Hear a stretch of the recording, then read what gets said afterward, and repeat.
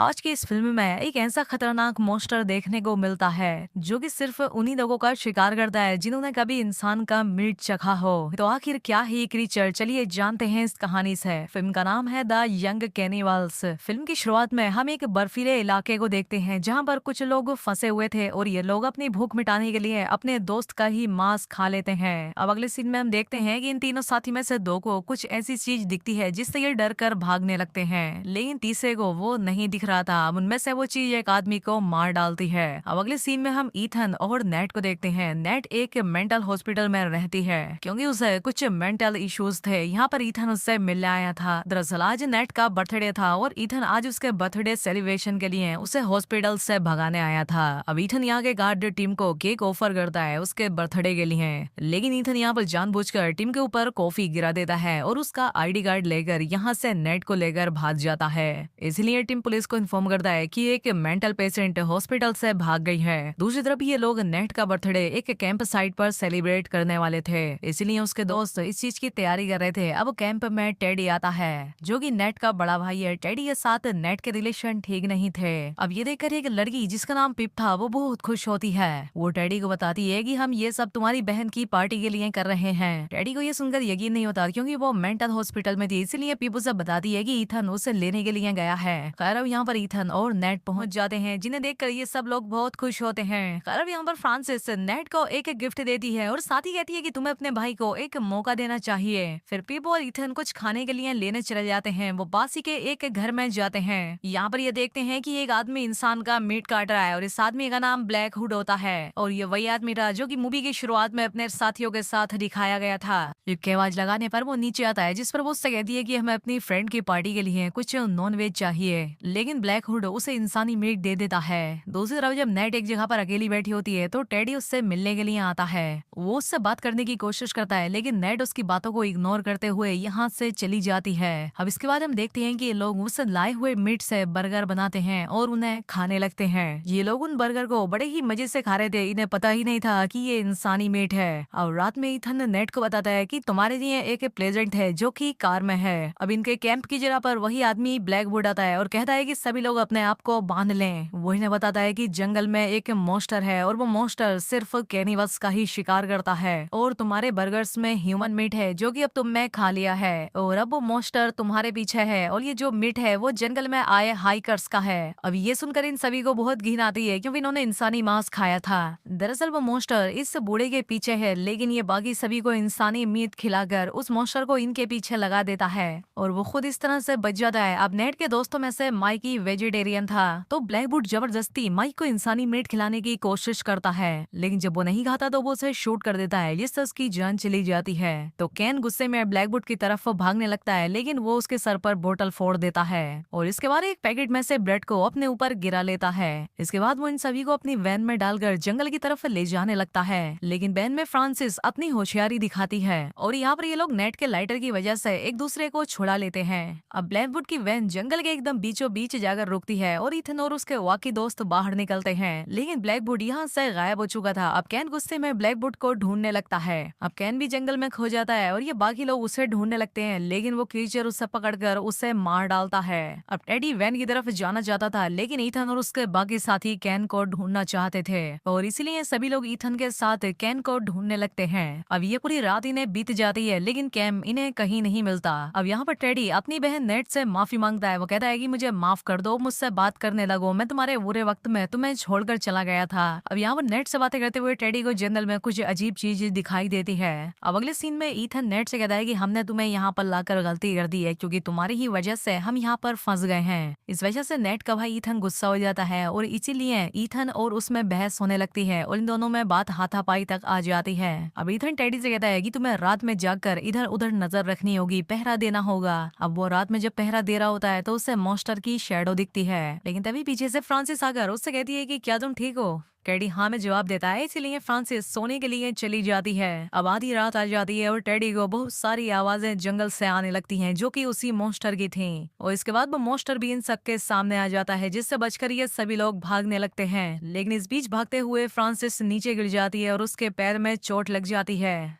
Francis चल नहीं पाती, इसीलिए ईथन और पीपा उसे घसीटकर अपने साथ ले जाते हैं। अब यहाँ पर टेडी और नेट भी आ जाते हैं और ईथन और टेडी फ्रांसिस को संभालते हैं। ईथन पीपा से नेट को लेकर यहाँ से भागने के लिए कहता है, तो इसीलिए वो दोनों आगे चले जाते हैं, लेकिन टेडी मॉन्स्टर के डर से फ्रांसिस को ईथन के साथ छोड़कर, जिसकी हालत बहुत खराब थी, वो यहाँ से भाग जाता है। तो अब इसीलिए ईथन अकेला ही फ्रांसिस को घसीटते हुए ले जाने लगता है। अब जब रास्ते में फ्रांसिस को होश आता है तो वो प्रेयर करने लगती है और देखते ही देखते फ्रांसिस ईथन की नजरों से गायब हो जाती है। अब ईथन भी बहुत डर जाता है और वो अकेला ही यहाँ से भागने लगता है, लेकिन आगे जाने पर ईथन को नेट और पीपा मिल जाते हैं। नेट उससे फ्रांसिस और टेडी के बारे में पता करती है। ईथन बताता है कि टेडी भाग गया है और फ्रांसिस अचानक से गायब हो गई है। फिर ईथन नेट को फ्रांसिस का लॉकेट देता है। अब इन तीनों को जंगल में एक आदमी दिखता है जिससे ये लोग हेल्प मांगते हैं, लेकिन वो आदमी इन तीनों की मदद नहीं करना चाहता था, लेकिन नेट के कहने पर वो इन्हें अपने टेंट के पास रहने की इजाजत दे देता है। अब ये लोग चारों तरफ नजर रखने के लिए चारों तरफ को मुंह करके बैठ जाते हैं और यहाँ पर पीपा कहती है कि हमें इस जंगल में आना ही नहीं चाहिए था, उस क्रीचर ने हमारे सभी दोस्तों को मार दिया है। जिस पर वो आदमी उससे मुंह बंद करके चुप रहने के लिए कहता है। तभी वो मॉन्स्टर भी यहाँ पर आ जाता है और अब ये तीनों उस बूढ़े आदमी से उस मॉन्स्टर को शूट करने के लिए कहते हैं, लेकिन वो मॉन्स्टर इससे दिखाई नहीं दे रहा था, क्योंकि वो उन्हें ही दिखाई देता था जो इंसानी मांस खाए हुए थे।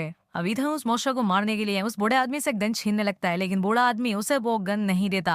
अब वो मॉन्स्टर इनके सामने से गायब हो जाता है और तभी पीछे से आकर वो मॉन्स्टर ईथन को पकड़ लेता है। वो उसे अपने साथ उठाकर खाने लगता है। फिर हम नेट के कहने पर वो आदमी अंधाधुंध फाइटिंग करता है, जिससे गोली उस मॉन्स्टर को लग जाती है, लेकिन उस पर गोली का कोई असर नहीं होता। उसने ईथन को मार दिया था और अब उस बूढ़े आदमी को भी उठाकर फेंक देता है। वो क्रीचर अब पीप और नेट की तरफ बढ़ने लगता है, लेकिन पीछे से टेडी गन लेकर आ जाता है। वो उस क्रीचर को शूट करने लगता है और वो क्रीचर जमीन पर गिर जाता है। नेट उस आदमी से अपने साथ चलने के लिए कहती है, लेकिन वो आदमी जाने से मना करता है। इसके बाद ये तीनों लोग यहाँ से भागने लगते हैं, लेकिन वो क्रीचर अभी भी इनके पीछे था, इसीलिए टेडी टॉर्च लेकर उस क्रीचर का ध्यान अपनी तरफ करता है ताकि नेट और पीपा यहाँ से भाग सकें। लेकिन नेट टेडी को ढूंढने के लिए जाना चाहती थी, लेकिन पीपा उसे समझाती है कि हमें भागना चाहिए। वहीं दूसरी तरफ टेडी भी उस मॉन्स्टर से बचने की कोशिश कर रहा था, लेकिन वो मॉन्स्टर टेडी को पीछे से पकड़ लेता है। वहीं नेट और पीपा अब टेडी को जंगल में ढूंढ रहे थे। नेट और पीपा चलते चलते एक ऐसी जगह पर पहुंचते हैं जहां पर वो मॉन्स्टर उन कैनिबल्स को खाता था। यहाँ पर बहुत सारे डेड बॉडीज और स्कल पड़े थे और यहाँ पर फ्रांसिस भी थे, जो कि अभी भी जिंदा थी। अब नेट को समझ आ जाता है कि ये मॉन्स्टर सिर्फ जिंदा लोगों को खाता है, ये मरे हुए लोगों को नहीं खाता। इसीलिए ये लोग अपने आप को ब्लड से कवर कर लेते हैं ताकि वो मॉन्स्टर समझे कि ये मरे हुए हैं। इसीलिए नेट खुद को ब्लड से ढक लेती है ताकि वो मॉन्स्टर से बच पाए। नेट पीपा को भी ऐसा करने के लिए कहती है, लेकिन पीपा ऐसा नहीं करती। अब नेट फ्रांसिस को उसका लोकरी देते हुए उससे ये कहती है कि वो वापस आकर तुम्हें यहाँ से ले जाएगी।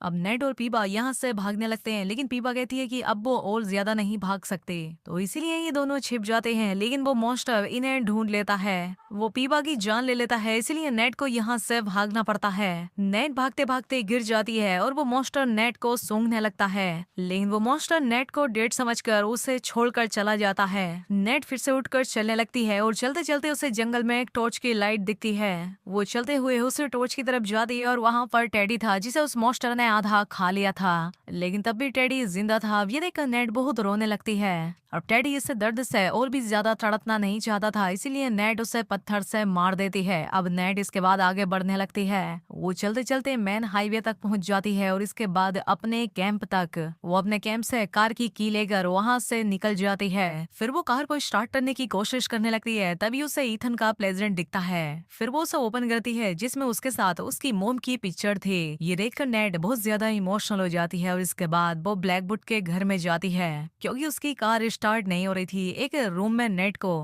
ह्यूमन मीट वाले बर्गर पैटीज दिखते हैं और ह्यूमन फ्लैशेस भी। तभी यहाँ पर ब्लैकवुड आ जाता है। वो यहाँ पर नेट को बताता है कि बहुत साल पहले मैं और मेरे दोस्त एक प्लेन क्रैश की वजह से बर्फीले इलाके में फंस गए थे। वहाँ पर हम मरने वाले थे, हमारे पास खाने के लिए कुछ नहीं था, इसलिए हमने एक अपने मरे हुए साथी का मीट खाया और वहाँ पर अकेला मैं ही सरवाइव कर पाया था। लेकिन बुरा ये हुआ था कि इंसानी मांस खाने से हमारे साथ एक राक्षस समन हो गया और अब वो नेट से अपनी जगह लेने के लिए कहता है, लेकिन नेट उस पर अटैक कर देती है जिससे इन दोनों में फाइट होने लगती है। तभी वहाँ पर वो क्रीचर आ जाता है और ब्लैकवुड को काट कर मार देता है। इसके बाद वो क्रीचर नेट के पीछे लग जाता है। नेट उससे बचकर एक कमरे में छिपने लगती है, लेकिन वो क्रीचर हर जगह पर उसके पीछे आने लगता है, इसीलिए नेट एक खिड़की से नीचे कूद जाती है और कार में बैठकर उसे स्टार्ट करने लगती है, लेकिन वो कार स्टार्ट नहीं होती।